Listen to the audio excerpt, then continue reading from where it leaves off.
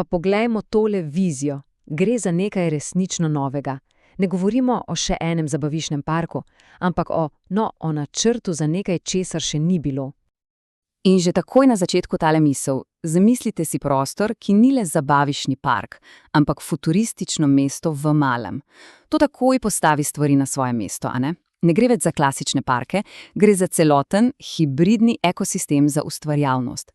Za prostor, kjer ne le obiskuješ, ampak dejansko živiš, delaš in se igraš. To nas pripelje do nove paradigme zabave. Ampak pozor, ne gre samo za, zabavo. Ključna beseda je zatočišče. Zatočišče za ustvarjalnost in zabavo, ampak navito na 11. Pomeni, da domišljija tukaj deluje na polno, brez kakršnihkoli omejitev. Čisto vsak detalj je premišljen, da sproži tisto iskrico, tisto ustvarjalno inovacijo. In od kod sploh ideje za nekaj tako drznega? Navdih prihaja iz res najbolj futurističnih projektov na svetu. Iz Dubaja so vzeli tisto ekstravagantno arhitekturo in ambicijo, iz Seula pametno urbano načrtovanje, iz Shenzhena, veste, tisto neverjetno hitrost in hibridne prostore. In seveda iz projekta The Line so si sposodili idejo o linearnih, trajnostnih megaprojektih, vse najboljše iz prihodnosti združeno na enem mestu. Dobro, to so bile ideje. Ampak kako bi to izgledalo v resnici? Poglejmo si arhitekturo domišljije, fizično obliko prihodnosti. Potopimo se v to, kako bi ta vizija dejansko dobila svojo formo. Začnimo kar z velikostjo, da dobimo občutek. Govorimo o 500 hektarjih. To je ogromno. To ni več park, to je dobesedno platno v velikosti manjšega mesta. Prostor, kjer lahko zgradiš, čist nov svet. In v samem srcu vsega, 300-metrski stolp Nexus. Samo predstavljajte si tole. Nebotičnik, katerega zunanjost, njegova koža je bioluminiscentna. Navdih, svet filma Avatar. Po noči ta stolp oživi, utripa, z neko organsko, skoraj nezemeljsko svetlobo. In ta ogromen prostor seveda ni enoličen. Razdeljen je na 5 popolnoma različnih okrožij. Vsako je svoj svet, s svojim navdihom in namenom. Imamo recimo neonsko mrežo, ki diha v stilu filma Tron. Potem skočimo v Avatarjev gaj z biotehnološkimi drevesi, ki svetijo, in lebdečimi vrtovi. Sledi citadela ustvarjalcev, ki črpa navdih iz kampusa Rimac.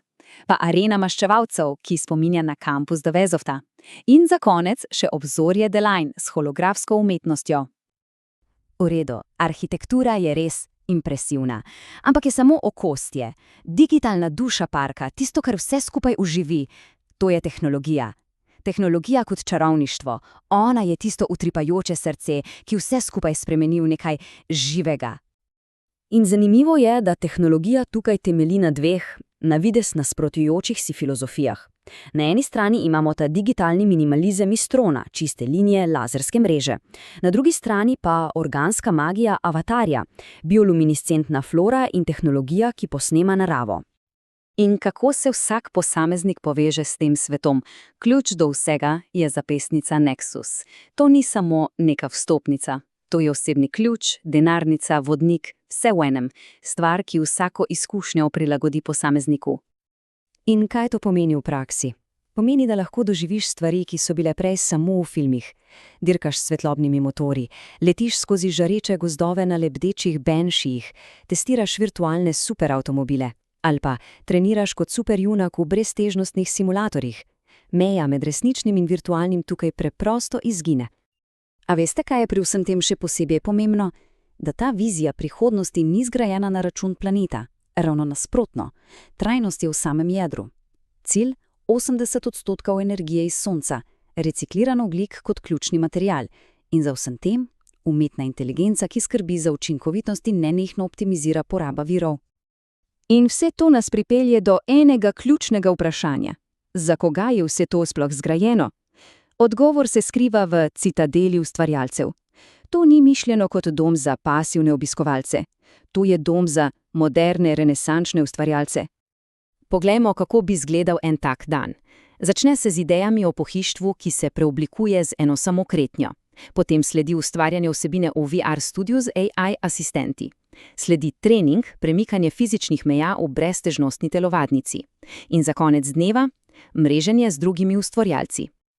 In to lepo pokaže, da gre za celosten ekosistem. Ustvarjanje vsebine je seveda velik del, ampak poglejte ostalo. Skoraj enako pomembno je fizično in mentalno zdravje, sodelovanje in seveda zabava. Ne gre za to, da bi ljudje izgoreli, gre za ravnovesje. Dobro, ampak kaj je širša slika vsega tega? Ker ambicija je očitno večja od tega, da bi zgradili samo še eno turistično atrakcijo. To je načrt za prihodnost, nekaj, kar bi lahko delovalo kot družbeni katalizator. Seveda, takšna vizija ima svojo ceno. Ocenjena vrednost 5 milijard evrov. Sliši se ogromno, ampak tukaj se na to ne gleda kot na strošek, temveč kot na naložbo, kot na tisti katalizator, ki lahko sproži cel val inovacij. In potencialni globalni vpliv? Ta bi lahko presegal meje samega parka. To bi lahko postal nov model za pametna mesta. Katalizator za hitre inovacije. Ustvaril bi na tisoče delovnih mest. Ampak morda najpomembneje, utrdil bi idejo, da ustvarjalnost ni nek luksus, ampak pravica. In tako pridemo do konca z enim res izzivalnim vprašanjem.